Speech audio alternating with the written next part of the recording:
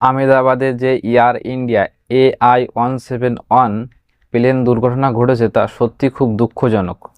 আহমেদাবাদে যে প্লেন দুর্ঘটনা ঘটেছে তা আজ আমরা 3D অ্যানিমেশন ভিডিওর মাধ্যমে জানব। আহমেদাবাদ থেকে লন্ডনে যাওয়ার সময় প্লেনটি দুপুরে 1:38 Sardar Vallabhbhai Patel international airport runway number 23 থেকে ওড়ার সময় প্লেনটি 625 ফিট উপরে ছিল মাটি থেকে। ঠিক তখনই প্লেনটিতে কিছু সমস্যা দেখা যায়, যার কারণে পাইলট কন্ট্রোল রুমে ইমার্জেন্সি মেডে কল করে। যখন প্লেনে কোনো খুব বড় ধরনের সমস্যা দেখা যায় তখন পাইলট মেডে ইমার্জেন্সি সিগন্যাল রেডিওর মাধ্যমে কন্ট্রোল রুমে দিয়ে থাকে। এরপর প্লেনটি 475 ফিট পার মিনিট স্পিডে নিচে যেতে থাকে এবং মেঘানীনগর রেসিডেন্সিয়াল এরিয়া, সেখানে একটা মেডিকেল হোস্টেলের উপরে গিয়ে ক্র্যাশ করে। প্লেনটিতে ফিউল ফুল ছিল এবং প্লেনটি লন্ডনে যাওয়ার জন্য রানওয়ে থেকে জাস্ট উড়েছিল এবং ওড়ার কিছু সময় পর প্লেনটি ক্র্যাশ করে যায়, যার কারণে ক্র্যাশ করার পর আগুন চারিদিকে ছড়িয়ে যায় এবং প্লেনের 241 জন যাত্রী সহ আশেপাশের অনেকেই মারা যায়। ঘটনাটি খুবই দুঃখজনক। প্লেনের কেবল একজন যাত্রী বেঁচে যায়, যার নাম রমেশ বিশ্বাস কুমার।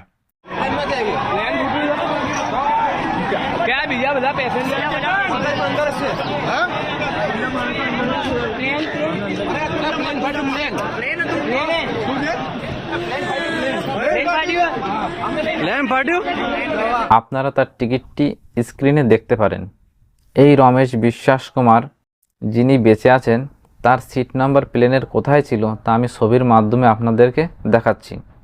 এই যে প্লেনের 11A সিট নাম্বার দেখতে পাচ্ছেন, এখানেই বসেছিলেন তিনি। তার সামনেই ছিল emergency exit gate. Plane crash করার পর এই ইমার্জেন্সি গেট খুলে তিনি প্লেন থেকে জাম্প করেন। এই ভিডিওর মাধ্যমে একটা কথা বলতে চাই যে বলিউড অবশ্যই এই ঘটনার উপরে একটা সিনেমা তৈরি করবে 1-2 বছরের মধ্যে, কারণ আমরা এর আগেও দেখেছি এরকম কোনো না কোনো একটা ঘটনার উপরে বলিউড অবশ্যই সিনেমা তৈরি করেছে।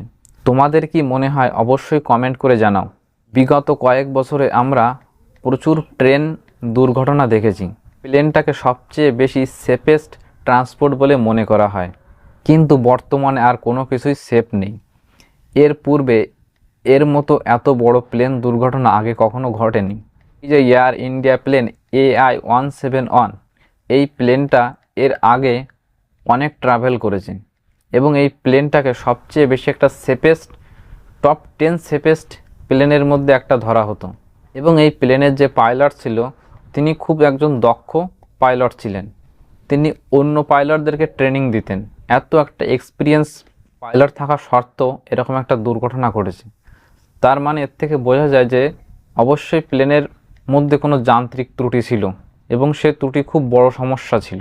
কারণে এত এক্সপিরিয়েন্স একটা পাইলট হওয়া সত্ত্বেও প্লেনটি ক্র্যাশ হয়ে যায়। আমি একটা ভিডিওতে দেখছিলাম যেখানে বলা হচ্ছে যে এই কোম্পানির যে প্লেনগুলো তৈরি করার পর যে ইঞ্জিনিয়ার দ্বারা এটাকে চেক করা হয়েছিল, তিনি বলেছিলেন যে এই প্লেনগুলোতে লো কোয়ালিটির মেটেরিয়াল ইউজ করা হচ্ছে, যার কারণে একটা প্লেনের যে লাইফ